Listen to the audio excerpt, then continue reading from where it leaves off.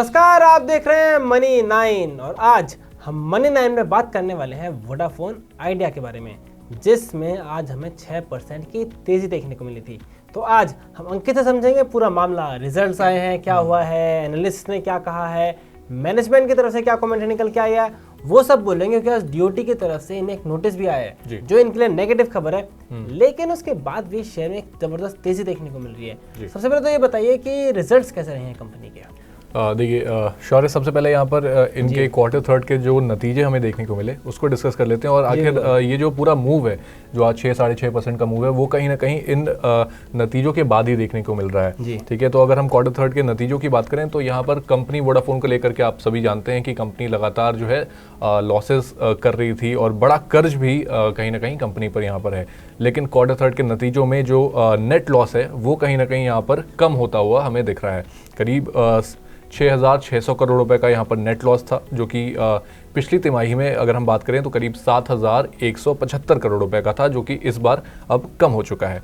इनके रेवेन्यू की बात करें तो वहाँ पर भी करीब 1.7% की बढ़त देखने को मिली है और इस बार क्वार्टर थर्ड के लिए जो रेवेन्यू था वो करीब 11,117 करोड़ रुपए का था। पिछले तिमाही की बात करें तो उस समय पर जो रेवेन्यू इनके थे वो करीब 10,932 करोड़ रुपए का था। और शौर्य, देखिए एबिटा में भी इस बार कहीं ना कहीं इनको बढ़त देखने को मिल रही है। तो एबिटा में करीब 3.5% की बढ़त के साथ इस बार जो एबिटा रहा इनका वो करीब 4,712 करोड़ रुपए का रहा। और पिछली तिमाही की अगर बात करें, पिछले क्वार्टर की, तो वहाँ पर जो इनका एबिटा था वो करीब 4,550 करोड़ के आसपास का था। मार्जिन भी सुधरते हुए नजर आ रहे हैं बेटा में। करीब 42.4% का यहाँ पर मार्जिन था, जो कि पिछले क्वार्टर में अगर हम कंपैरिजन करें तो वहाँ पर 41.6% का वहाँ पर था। तो इस बार काफ़ी बेहतर वहाँ पर भी सुधार होते हुए नजर आ रहे हैं। साथ ही सबसे क्रिटिकल मीटर जो टेलीकॉम कंपनीज के लिए होता है, एवरेज रेवेन्यू पर यूजर्स, कि हर यूज़र से जो कंपनी है वो कितना रेवेन्यू जनरेट कर रही है, तो उसमें भी कहीं ना कहीं सुधार होते हुए नजर आए। पिछले क्वार्टर्स में जहाँ पर 166 रुपीज़ का रेवेन्यू कर रहे थे हर एक यूज़र से, इस बार जो रेवेन्यू है वो बढ़कर 173 रुपीज़ का हो गया है। यानी कि काफ़ी बेहतर यहाँ पर जो है रेवेन्यू जो है पर यूज़र से भी यहाँ पर बढ़ता हुआ नजर आ रहा है। तो बेहतरीन शानदार नतीजे थे। इसके बाद से आज हमें यहाँ पर 6.5% के आसपास का मूव देखने को मिल रहा है। अच्छा, तो कंपनी सुना है कि केपेक्स को लेकर भी काफ़ी बुलिश है, उसमें भी कुछ बढ़त देखने को मिल रही है, वो पूरा क्या सिनेरियो निकल के आ रहा है? देखिए, लगातार केपेक्स का ही ये पूरा मामला है। कहीं ना कहीं केपेक्स जब वो बढ़ा रहे हैं उसकी वजह से ही जो रिजल्ट्स हैं, जो उनके क्वार्टरली जो नतीजे आ रहे हैं, वहाँ पर भी वही चीज़ रिफ्लेक्ट हो रही है। क्वार्टर थर्ड की बात करें तो वहाँ पर जो कंपनी का केपेक्स था वो करीब 3,210 करोड़ रुपए का केपेक्स था। FY25 के पहले 9 महीने में जो टोटल केपेक्स कंपनी का था वो करीब 5,330 करोड़ रुपए का रहा। साथ ही अगर हम पूरे फाइनेंशियल ईयर की बात करें शौर्य, तो क्वार्टर वन में जहां पर 760 करोड़ का इनका केपेक्स, आप देखिएगा कि किस तरीके से कंपनी का जो केपेक्स है लगातार बढ़ता जा रहा है।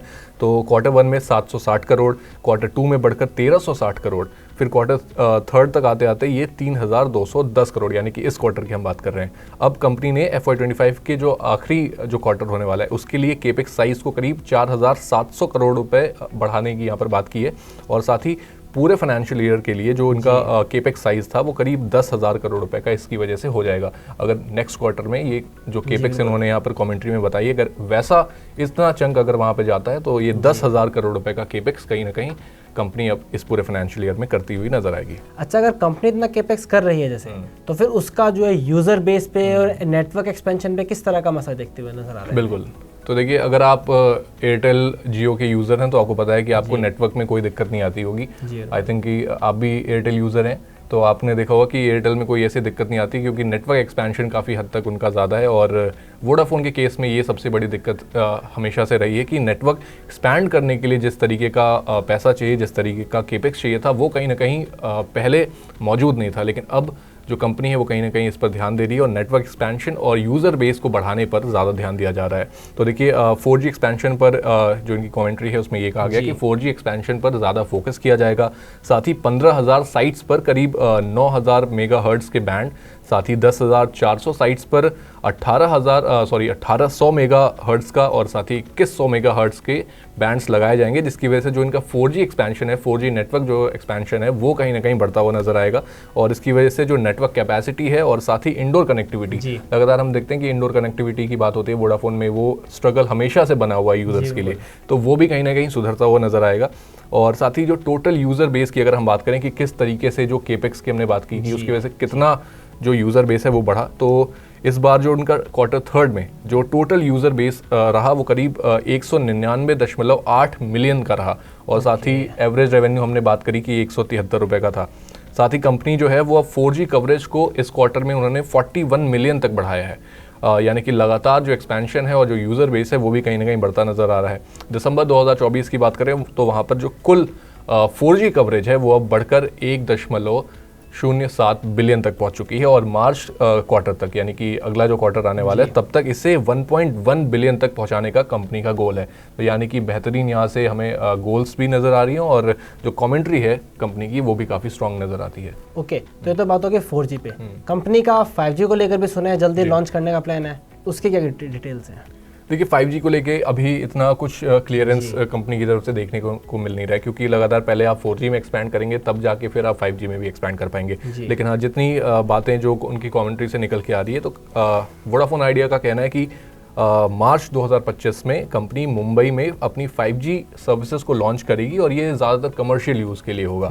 और साथ ही अप्रैल 2025 में ये दिल्ली, बैंगलोर, चंडीगढ़ और पटना जैसे जो एरियाज़ हैं वहाँ पर अपनी 5G सर्विसेज जो है वो नॉर्मल लोगों के लिए भी यहाँ पर शुरू कर सकते हैं। और एक्सपर्ट्स का क्या मानना है फाइनली, फिर क्या पैसा लगाना चाहिए या भी दूर रहें? देखो शौर्य, मुझे इसी आपके सवाल का इंतज़ार था कि आखिर आप ये बात कब पूछेंगे, क्योंकि ये सारी चीज़ें समझने के बाद भी आखिर सवाल यही बचता है जो निवेशक हैं कि आखिर करे तो करे क्या यहाँ से, क्या जो ऊपर लेवल की जो बाइंग है क्या वहाँ पर बने रहें, क्या वहाँ तक अब वापस स्टॉक पहुँचेगा या फिर निकल जाएं, होल्ड करें, क्या करें। तो देखिए इसके लिए हमने आपकी जो दुविधा है इसको दूर करने के लिए हमने 3 एक्सपर्ट से बात करी है। इसमें पहला नाम है अंशुल जैन जी का, जिन्होंने बताया कि ये जो स्टॉक है वो अब रेंज में कारोबार कर रहा है, काफ़ी रेंज बाउंड स्टॉक हो चुका है। तो 7.7 रुपये से लेकर के 10.7 रुपये का ये रेंज है, इसी बीच में ये कारोबार करता हुआ नज़र आ रहा है। उनकी तरफ से अभी इसे अवॉइड करने की सलाह दी गई है। साथ ही हमने विपिन डिक्सेना से भी बात करी। उन्होंने कहा कि जो रेजिस्टेंस है वो 10 रुपये पर यहाँ पर बना हुआ है, और साथ ही जो सपोर्ट है वो करीब 7.5 रुपये का यहाँ पर सपोर्ट हमें वोडाफोन आइडिया के स्टॉक में देखने को मिल रहा है। लेकिन फिलहाल करंट पोजीशंस के लिए उन्होंने भी अवॉइड करने की सलाह दी है। बढ़ते हैं अगले हमारे एक और दिग्गज रिसर्च एनालिस्ट प्रशांत ताप से, मेहता इक्विटीज़ से। उनसे भी हमने बात करी। उन्होंने कहा कि जो स्टॉप लॉस आपको यहाँ पर रखना है वो करीब 6.5 रुपये का रखना है, और टारगेट जो होने चाहिए इस स्टॉक में फ़िलहाल के लिए वो 10 और 10.5 रुपये के होंगे। और अगर ये स्टॉक मंथली क्लोजिंग पर 11 रुपये के ऊपर बंद होता है तो आपको उसके ऊपर भी फिर अप मूव देखने को मिल सकता है।